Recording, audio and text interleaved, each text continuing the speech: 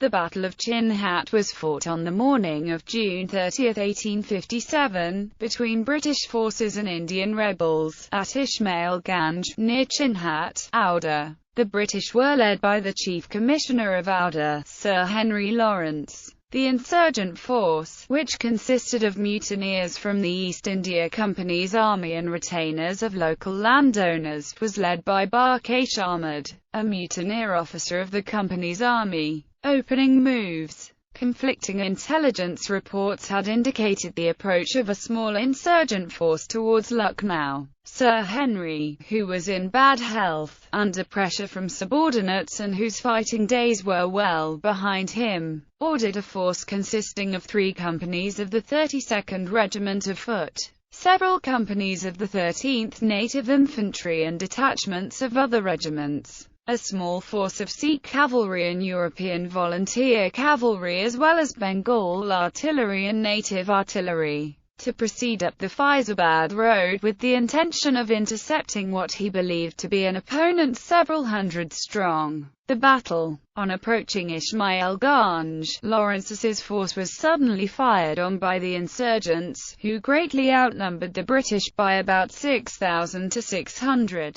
The rebels were in well-prepared positions, behind stone walls and in the village, and soon inflicted heavy casualties on Lawrence's force, especially the 32nd Foot.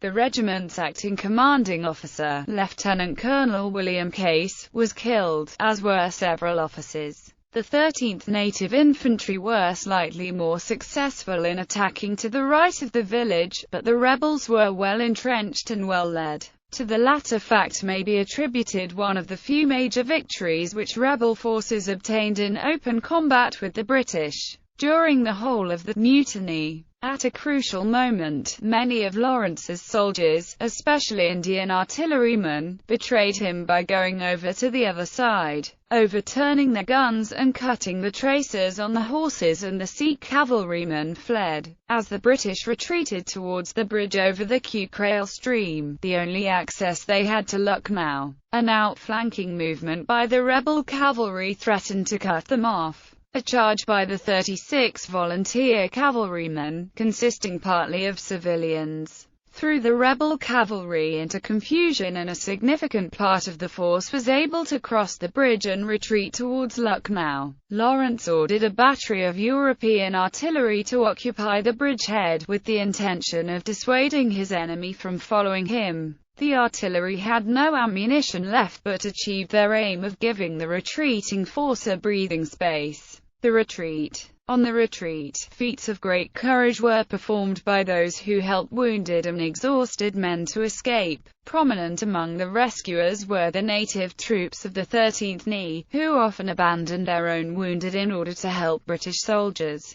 An officer of the 13th NE, then Lieutenant William George Cubitt, would be awarded the Victoria Cross for helping save 3 men of the 32nd Foot. Seeing that the retreat would be generally successful, Lawrence left the force in order to organize the defense of the Lucknow Residency. Brigadier John Inglis, commanding officer of the 32nd, who had opposed the adventure, was left to bring the survivors in. As a last attempt to break the momentum of the rebel pursuit, Lawrence ordered 1 company of the 32nd, which had not been at Chinhut, to hold the final bridge before Lucknow, over the Gumti River. The success of this company, under Lieutenant John Edmonstone, and its orderly retreat under enemy pressure, probably helped save many lives. By about 11:30 a.m., the retreat had been successfully completed. The British Residency at Lucknow, to which Lawrence withdrew, was then the scene of the Siege of Lucknow until November 1857.